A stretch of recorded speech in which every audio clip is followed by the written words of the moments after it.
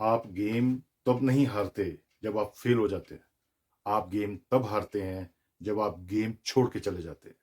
कुछ दिन पहले मैंने आपसे मिडिल क्लास के एक लड़के की रियल स्टोरी शेयर की थी, जिंदगी की, जिसमें वो कहां से कहां पहुंच गया लाइफ में सिर्फ अगला स्टेप उठाते उठाते, बिना बहुत ज्यादा चिंता किए। आज मैं एक ऐसे लड़के के बारे में बता रहा हूं जो मिडिल क्लास से नहीं था, बहुत गरीब घर से था, पर वो भी इसी सिंपल प्रिंसिपल के सहारे कि one step at a time life में कहां से कहां पहुंच गया। उसका नाम था मनिंदर। मैंने उसका नाम चेंज कर दिया यहाँ पर उसकी प्रिवेसी को प्रोटेक्ट करने के लिए। मनिंदर ने 8वीं के आगे पढ़ने से मना कर दिया, 9वीं बीच में ही छोड़ दी। अब पढ़ाई छोड़ तो दी, पर बहुत जल्द सवाल उठा कि अब आगे क्या। 8वीं पास को कौन नौकरी देता और कैसी।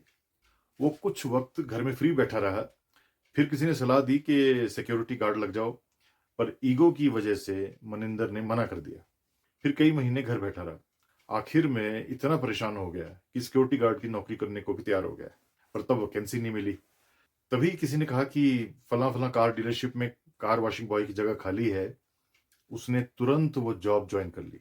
इतना डेस्परेट था वो काम के लिए कि जहां दूसरे वॉशिंग बॉयज काम चलाऊ कार वॉशिंग करते थे आधे अधूरे मन से, वहीं मनिंदर पूरी शिद्दत से वॉशिंग करता था। उसका सुपरवाइजर और कस्टमर्स सभी उसके काम को अप्रिशिएट करने लगे।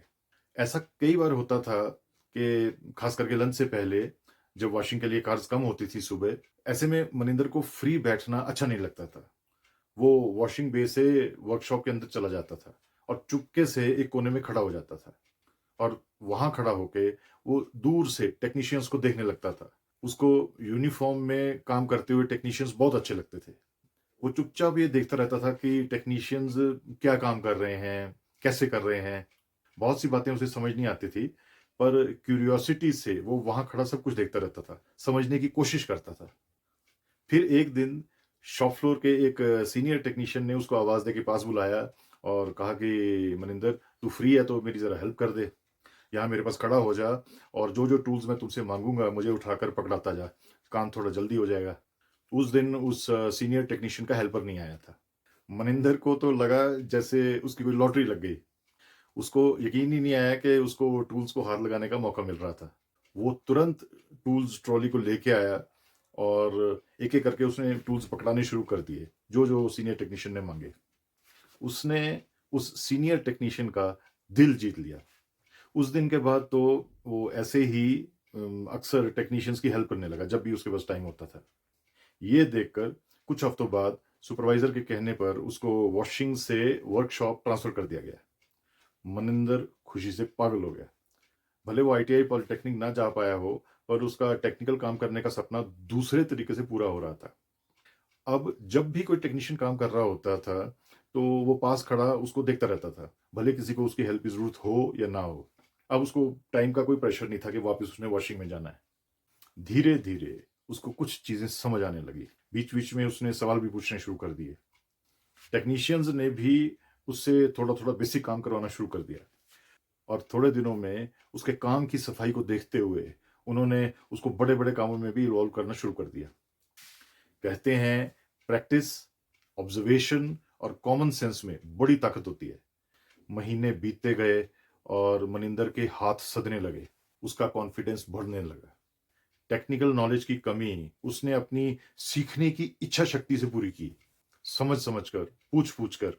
और कहते हैं कि जब भी आप कोई काम शिद्दत से कर रहे होते हैं, तो कोई कदरदान कहीं ना कहीं आपको देख रहा होता है। कंपनी ने उसको एक बेसिक ट्रेनिंग पर भेज दिया। वो ट्रेनिंग पर गया, ट्रेनिंग की, और वापस आकर उसने ट्रेनिंग का पूरा फायदा उठाया। कंपनी को भी फायदा हुआ। कुछ समय बाद उसकी परफॉर्मेंस रिव्यू के बेस पर उसको दूसरी ट्रेनिंग पर भेजा गया। इसके बाद तो पीरियोडिक ट्रेनिंग्स में जाना उसके लिए रेगुलर बात हो गई। ऐसी ट्रेनिंग्स अक्सर रीजनल या जोनल लेवल पर होती थी। तो ट्रेनिंग्स में किसी को भी पता नहीं चलता था कि उसकी क्वालिफिकेशन क्या है। मुश्किल से मुश्किल नई टेक्नोलॉजी को मनिंदर समझ लेता था। और इंटरेस्टिंग बात तो ये थी कि जब भी कोई नई टेक्नोलॉजी आती थी, तो इंजीनियर्स उसको साथ रखते थे। महीने सालों में बीत गए। इस दौरान उसकी शादी हो गई, रेगुलर सैलरी से घर चल पड़ा।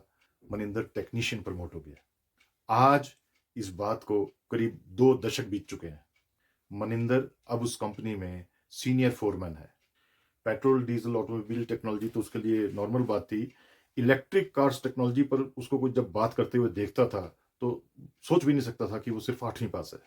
सर्टिफिकेट डिप्लोमा डिग्री के लिए तो पैसा या मौका चाहिए होता है, पर ज्ञान से आपको कोई नहीं रोक सकता।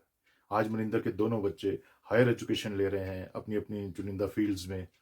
जिंदगी दरअसल इतनी मुश्किल नहीं है जितनी हम इसको बना देते हैं। हम ओवर थिंक करके इसको खराब कर लेते हैं, इसे कॉम्प्लिकेटेड बना देते हैं, किसी खड्डे में फंस जाते हैं। लाइफ में एम्बिशंस रखो, प्लानिंग करो, कदम उठाओ, मेहनत करो, पर बहुत ज्यादा टेंशन मत लो। आप अगर पैनिक नहीं करेंगे तो आपको वो दिखेगा, वो मौके दिखेंगे जो टेंशन में नहीं दिखते। जिंदगी में कई बार ऐसा हो जाता है कि हम पीछे छूट जाते हैं, गिर जाते हैं। कारण कुछ भी हो सकता है। जिंदगी में कोई भी सेटबैक परमानेंट नहीं होता। जैसा मैंने शुरू में कहा कि हम गेम तब नहीं हारते जब हम फेल हो जाते हैं। हम गेम तब हारते हैं जब हम गेम ही छोड़कर चले जाते हैं।